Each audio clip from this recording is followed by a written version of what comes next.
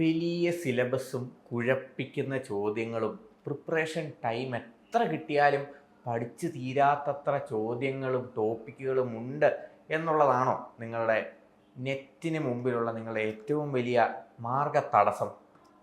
ഇതൊരിക്കലും നമുക്ക് പ്രശ്നമുള്ള കാര്യമില്ല. 3 മാസം കൊണ്ട് നമുക്ക് എങ്ങനെ നെറ്റ് നേടിയെടുക്കാം എന്നാണ് നമ്മളിന്ന് സംസാരിക്കാൻ പോകുന്നത്. ഞാൻ എൻ്റെ PG പഠനകാലത്ത് 2ാം വർഷത്തിലാണ് ആദ്യമായിട്ട് നെറ്റ് അറ്റംപ്റ്റ് ചെയ്യുന്നത്.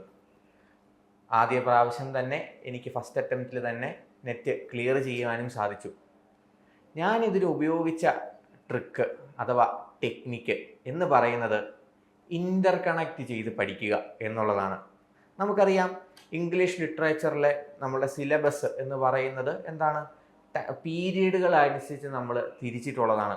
ഓൾഡ് ഇംഗ്ലീഷ് പീരീഡ് മുതൽ പോസ്റ്റ് മോഡേൺ ലിറ്ററേച്ചർ വരെ നമ്മൾ British literature, American literature, Indian English writing ഉൾപ്പെടെ പോസ്റ്റ് കൊളോണിയൽ റൈറ്റിംഗ് ഉൾപ്പെടെ വിവിധ തരം ലിറ്ററേച്ചറുകൾ, വിവിധ പീരീഡുകളിലായിട്ട് കിടക്കുന്ന ലിറ്ററേച്ചറുകൾ ആയിട്ടാണ് നമ്മൾ ബന്ധിപ്പിച്ചിട്ടുള്ളത്.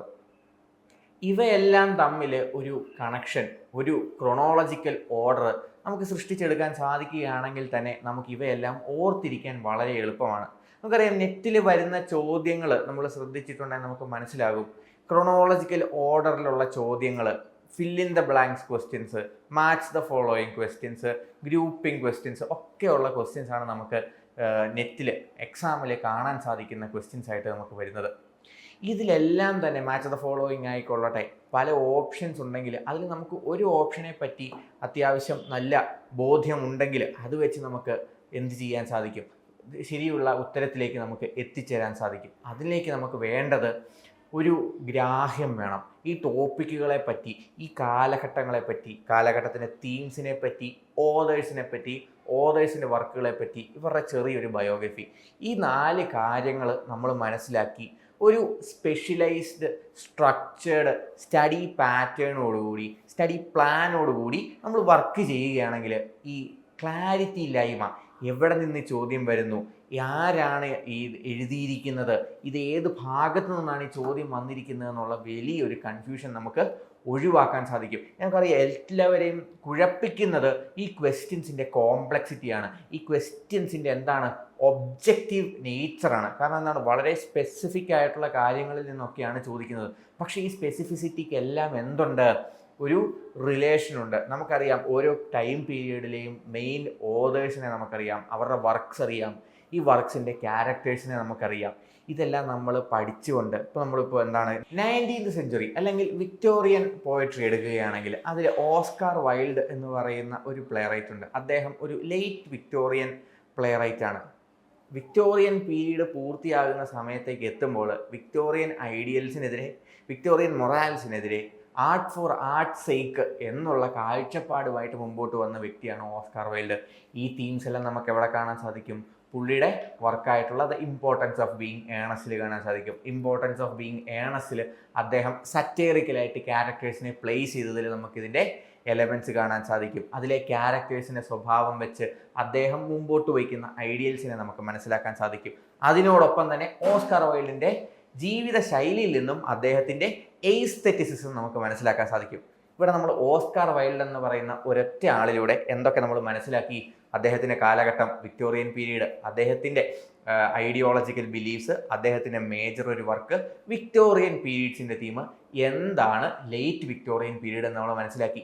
ഇങ്ങനെ നമ്മൾ ഇൻ്റർ കണക്ട് ചെയ്ത് ഒരു ഓതറിൻ്റെ കണ്ടംപററിയെ മനസ്സിലാക്കിക്കൊണ്ട് ആ കാലഘട്ടത്തിലെ എല്ലാ ഓതേഴ്സിലും സിമിലർ ക്യാരക്ടറിസ്റ്റിക്സ് കൊണ്ടുവന്ന് നമുക്ക് എന്ത് ചെയ്യാൻ സാധിക്കും? എല്ലാ പോയറ്റ്സിൻ്റെയും ഓതേഴ്സിൻ്റെയും പ്ലേ റൈറ്റ്സിൻ്റെയും എസ്സൈസ്റ്റുകളുടെയും ക്രിട്ടിക്കുകളുടെയും നേച്ചറുമായിട്ട് ബന്ധപ്പെട്ട് അവരുടെ കാലഘട്ടത്തിലെ അവരുടെ എലമെൻസുമായിട്ട് നമുക്ക് ലിങ്ക് ചെയ്തുകൊണ്ട് പഠിക്കുന്നതിലൂടെ ഓരോ കാലഘട്ടം തിരിച്ച് ഇന്ന കാലഘട്ടത്തിലെ ഇന്ന ആളുകളുടെ ഇന്ന വർക്ക്സ് ഇന്ന സ്വഭാവമുള്ളതെന്ന് മനസ്സിലാക്കി കഴിഞ്ഞാൽ തന്നെ നമുക്ക് ഈ ക്ലാരിറ്റി ഇല്ലായ്മ, ഇത് എവിടെ നിന്ന് വരുന്നു എന്നുള്ളത് ഒഴിവാക്കുന്നതിനോടൊപ്പം നമുക്ക് എന്ത് ചെയ്യാൻ സാധിക്കും? ബെറ്ററായിട്ട് ഡീപ്പായിട്ട് ഇവരെല്ലാവരെയും അണ്ടർസ്റ്റാൻഡ് ചെയ്യാൻ സാധിക്കും. അപ്പം ഞാൻ എംപ്ലോയ് ചെയ്ത ടെക്നിക്ക് ഇതാണ്.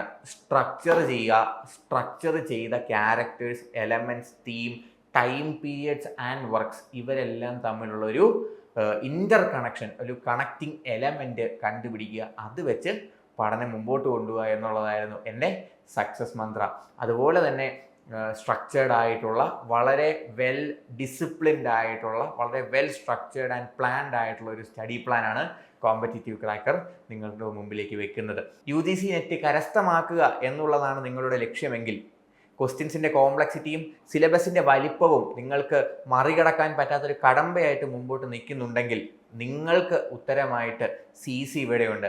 CCയുടെ UGC നെറ്റ് ക്രാക്കർ ബാച്ചിലേക്ക് ജോയിൻ ചെയ്യുക, UGC നെറ്റ് എന്ന സ്വപ്നം കരസ്ഥമാക്കുക. കൂടുതൽ വിവരങ്ങൾക്ക് താഴെ കാണുന്ന നമ്പറിലേക്ക് കോൺടാക്ട് ചെയ്യുക.